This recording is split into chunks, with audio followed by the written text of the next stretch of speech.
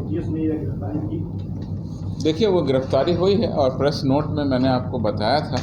मैं फिर से उसके बारे में बता देता हूँ। देखिए, सारी की सारी कार्रवाई जो हुई है वो आतंकवाद निरोध दस्ता बिहार पुलिस के द्वारा की गई और इसमें मोतिहारी पुलिस का संयुक्त कार्रवाई हुई है।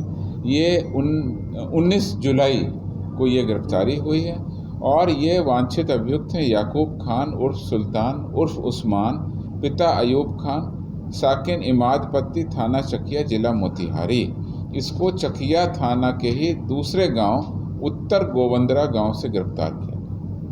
यह सूचना हम लोगों को एनआईए ने दी थी और हम लोगों से रिक्वेस्ट की थी कि आप एनआईए के कांड के जो वांछित अभियुक्त हैं उनकी तलाश करें। उस पर बिहार पुलिस के द्वारा विशेष टीम बनाई गई। जैसा आप लोगों को बताया, एटीएस की टीम लगातार इन पर कार्रवाई कर रही थी और जैसे ही इनके छुपे होने की सूचना मिली, एटीएस की पुलिस टीम और मोतिहारी पुलिस ने इनको गिरफ्तार कर लिया।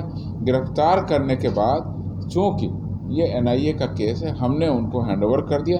अब आगे न्यायालय में कार्रवाई एनआईए के द्वारा की जाएगी। इसमें मैं आपको 2 जानकारी और दे रहा हूँ। उन्होंने हमको जो लिस्ट दी थी उस लिस्ट पे हम लगातार कार्रवाई कर रहे हैं। 17 मार्च 2023 को ही एटीएस के द्वारा यानी बिहार पुलिस के द्वारा इरशाद आलम, पिता नईमुद्दीन अंसारी, पता हरपुनाग, थाना महसी, जिला पूर्वी चंपारण को हमने गिरफ्तार किया था।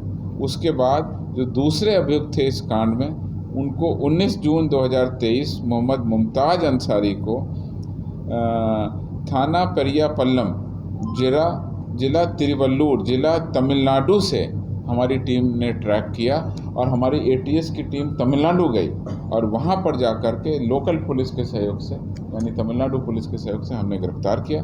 यह हमारी तीसरी गिरफ्तारी है, यानी कि पहले इरशाद आलम, उसके बाद मुमताज़ अंसारी और अब उसके बाद में याकूब की हमने तीसरी लगातार गिरफ्तारी की है। जैसा आप लोगों को बता दें, बिहार पुलिस अन्य एजेंसियों के साथ मिलकर संयुक्त कार्रवाई करती है और जब सूचना दी जाती है तो हम लोग इंडिपेंडेंट वेरीफाई करके हम करते हैं, जैसा कि हमने इस केस में किया। सारी की सारी कार्रवाई बिहार पुलिस के एटीएस और मोतिहारी पुलिस की रही। इसमें 4 अभियुक्त और बच्चे, उनकी भी गिरफ्तारी के लिए कार्रवाई की जा रही है एटीएस के द्वारा बिहार पुलिस। देखिए, अभी उसके बारे में कुछ कह पाना मुश्किल है। जब गिरफ्तारी हो जाएगी मैं आपको अवगत कराऊंगा। सर, बिहार में शराबबंदी कानून की मौत को लेकर लगातार बयानबाजी हो रही है। विजय सिंह की मौत को लेकर लगातार बयानबाजी और रिपोर्ट बताया जा रहा है कि रिपोर्ट भी गलत बताया जा रहा है। प्रेस मीडिया में सारी चीज़ें आ गई हैं। डिस्ट्रिक्ट मजिस्ट्रेट का बयान आ गया है, सीनियर एसपी का बयान आ गया। पोस्टमार्टम रिपोर्ट में स्पष्ट कर दिया गया है कि वो कार्डियक फेल्योर या हार्ट अटैक या बेसिकली दिल की बीमारी, रोग के कारण मृत्यु होने की बात बताई गई है। विस्तृत प्रतिवेदन आपको पुलिस अधीक्षक के द्वारा जारी किया जाएगा। पहले भी उनके द्वारा बताया गया था कि प्रथम दृष्टया जो बातें लग रही हैं, सीसीटीवी फुटेज, मौके पे जो लोग थे शामिल, उनके बयान और जो साथ में उनके लोग चल रहे थे, उनके बयान से ऐसा लगता था कि इस प्रकरण में इनकी हत्या जो आप कह रहे हैं उसमें नहीं होकर के अलग हुई है। अब पोस्टमार्टम के बाद भी हम लोगों की जो लाइन ऑफ इन्वेस्टिगेशन था उसको स्पष्ट रूप से बल मिला है और अब ये कहा जा सकता है कि ये घटना एक दूसरी घटना की एक दुर्भाग्यपूर्ण हादसा था जिसमें हार्ट फेल्योर या कार्डियक प्रॉब्लम या हार्ट अटैक के कारण उनकी मृत्यु होने के बाद प्रकाश में आई। पुलिस इस मामले में सारे तथ्यों को न्यायालय के सामने रखेगी और उसके बारे में समय पर आपको अवगत करा दिया जाएगा।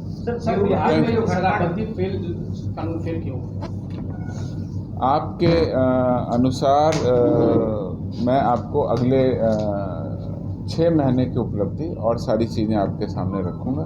शराबबंदी को लेकर के बिहार पुलिस लगातार सक्रिय है, लगातार कार्रवाइयाँ की जा रही है। पिछली प्रेस वार्ता में मैंने आपको 2-3 चीज़ें स्पष्ट रूप से बताई थी। एक तो आपको ये बताया था कि किस तरीके से बड़े ट्रक और बहुत सारे बड़े कंसाइनमेंट को पकड़ने के लिए हमारी सारी टीम काम कर रही है। किस तरीके से जो ट्रक और 4 व्हीलर पर अवैध शराब की खेप लाए जाने की कोशिश की जाती है, उसको कितनी बड़ी संख्या में बिहार पुलिस डिटेन कर रही है, अरेस्ट कर रही है। और दूसरी हमने आपको जानकारी दी थी कि शराब के बड़े तस्कर माफिया जो इस पूरे व्यवसाय में अपना लाभ ढूंढने की कोशिश कर रहे हैं, आपराधिक काम कर रहे हैं, राज्य के बाहर जा कर के दूसरे राज्यों में बैठे तस्करों को भी बिहार पुलिस गिरफ्तार कर रही है। इन 2 विषयों पर मैंने डिटेल में प्रेस वार्ता करके आपको बता दिया था। देशी शराब पर भी लगातार कार्रवाई कर रहे हैं और हर तरह से पुलिस चौकस है। लगातार हमारे ALTF यानी एंटी लिकर टास्क फोर्स के द्वारा कार्रवाई की जाती है। जैसा आप लोगों को पता है, डेडिकेटेड एक लाइन भी है जिस पर आम पब्लिक भी अपनी सूचना देती है। मद्य निषेध विभाग भी अपने स्तर से पूरी कार्रवाई कर रहा है। पिछली प्रेस वार्ता में आपको उनके द्वारा की गई कार्रवाई के बारे में भी बताया गया था, किस तरीके से drone, motor boat, speed boat और अन्य उपकरणों की व्यवस्था करके उनके द्वारा भी कार्रवाई की जा रही है। उनके द्वारा उत्पाद थानों का सृजन कर उसके माध्यम से भी वो लोग वैधानिक कार्रवाई कर रहे हैं। सर 5 लाख के करीब केसेस पेंडिंग है कोर्ट में, शराबबंदी कानून जब से लागू हुआ उसके बाद से, इसको लेकर किस तरह से पुलिस अपने स्तर पर इसको? देखिए, मुझे कितने कांड न्यायालय में लंबित है वो जानकारी नहीं। अगली बार मैं इस पर ब्यौरा लेकर के आपको बताऊँ। कई मामलों में सजा हुई है और इधर जब से मद्य निषेध कानून में संशोधन हुआ है उसके बाद से 2 काम हुए। एक तो फाइन दे करके कई सारे मामलों का निपटारा किया गया और दूसरा जो मुआवजा देने की सरकार की नीति है उसके तहत मुआवजा देने की कार्रवाई भी की जा रही है, जिसके बारे में आपको पिछली प्रेस वार्ता में डिटेल में बता दिया। एक सवाल है कि पीड़ित परिवार अगर स्वस्थ होते हैं तो उनके इलाज के लिए आपको बताया वो कैसे काम कर रहा है। और एक पुरानी है आपके 2018 बैच के, वो जीवन और मौत से जूझ रहे हैं, उनके इलाज के लिए उनके परिजनों को चंदा करना पड़ता है, ऐसा क्यों? नहीं, मैं आपको बता देता हूँ। पुलिस में कल्याण और राहत कोष के नाम से डिफरेंट अलग अलग कोष चलते हैं, अलग अलग उनकी इंटाइटलमेंट है। उसके अलावा शिक्षा के लिए भी कोर्स चलता है। अगर किसी पुलिसकर्मी के बच्चे को उच्च शिक्षा में जाना है, एडमिशन होना है, तो कोर्स के हिसाब से उनके लिए हम लोगों ने राशि उपलब्ध कराई है। बीमारियों के लिए जैसा आपको बताया, हम लोगों ने वो राशि डबल कर दी और तत्काल वो राशि मिल रही है। ये सूचना भी हमने आपको 2-3 महीने पहले दे दी थी। डिटेल में मैं आपको और भी जानकारियाँ कंपाइल करके मैं दे देता हूँ पिछले 6 महीनों में क्या हुआ है। कुल मिलाकर के हमारे जो तंत्र है वेलफेयर ओरिएंटेड, पुलिसकर्मियों के मनोबल और उनके कार्य कुशलता में कमी ना आए इसके लिए हम लोग लगातार सक्रिय रहते हैं। अवकाश देने की बात हो, किसी भी तरह के जो भी उनके कल्याण के काम है हम लोग लगातार करते हैं। कोई एक विशेष मामला अगर आपने संज्ञान में लाया तो हम लोग उस पर भी विचार करके कार्रवाई करेंगे। बहुत ही फ्लेक्सिबल, जन उपयोगी पुलिसकर्मियों के कल्याण के लिए ही नीति बनाई गई है और हर नीति में समय समय पर सुधार होता है। पिछली बार हमने इसकी राशि को डबल कर दिया। जो हमारी राशि थी इलाज के लिए, खासकर कैंसर या हृदय रोग से संबंधित या गंभीर बीमारियां, उसके उपचार में तो बहुत अच्छी राशि उपलब्ध करा दी गई थी। हर एक प्रकार के इलाज के कैटेगराइजेशन है और उसमें कितनी राशि उनको दी जानी है वो भी हम लोगों ने निर्धारित किया।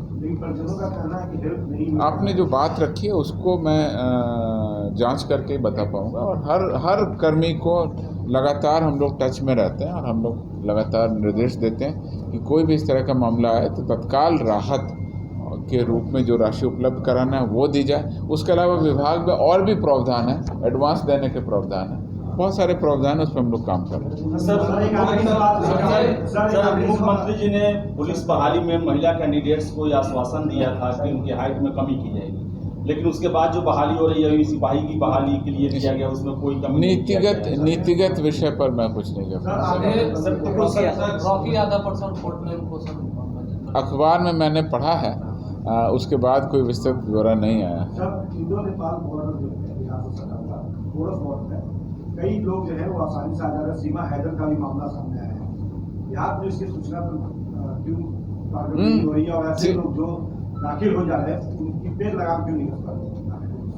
Bihar police Indo Nepal border और सभी अंतर्राष्ट्रीय सीमाओं और अन्य सीमाओं पर लगातार चौकस। पिछली बार हम लोगों ने विस्तृत रूप से आपको बताया था किस देश के कितने नागरिक, मैंने राष्ट्रवार देश के कितने नागरिक किस आरोप में कब कब पकड़े, पूरा डिटेल हमने आंकड़ा दिया था। कुछ लोग पासपोर्ट के वायलेशन में, कुछ लोग वीज़ा के वायलेशन में, कुछ लोग अवैध तस्करी करते हुए और कुछ लोग शराब के कांड में पकड़े गए थे। किस देश के पकड़े गए थे पूरा डिटेल हमने आपको आंकड़ा दिया था, और उसके आधार पर लगातार हम लोग चौकस हैं, लगातार कार्रवाई की जा रही है। जैसा कि आप लोगों को पता है, सीमावर्ती क्षेत्रों में केंद्रीय पुलिस बल तैनात हैं और उनको भी पुलिसिंग का दायित्व दिया गया है। उसके अलावा बॉर्डर के सीमावर्ती थानों, सीमावर्ती जिलों के पुलिस अधीक्षकों की नेपाल और भारत के जो सीमावर्ती एसपी और डीएम हैं उनकी भी लगातार बैठकें होती हैं। परफेक्ट कोऑर्डिनेशन है। हम लोग बॉर्डर पर लगातार कार्रवाई करते हैं। जिस खास नाम पर आपने चर्चा की है वो संभवतः किसी अन्य राज्य का मामला है, वो बिहार का मामला नहीं लगता। आशीर्वाद इजीकॉन ग्रुप, भरोसे का दूसरा नाम। हम सिर्फ घर नहीं, खुशियां भी बनाते हैं। आशीर्वाद रोज वैली, जिसमें है premium flats with all modern amenities. Patna में लेना चाहते हैं अपने सपनों का आशियाना, तो कीजिए हमारे इन नंबरों पर संपर्क।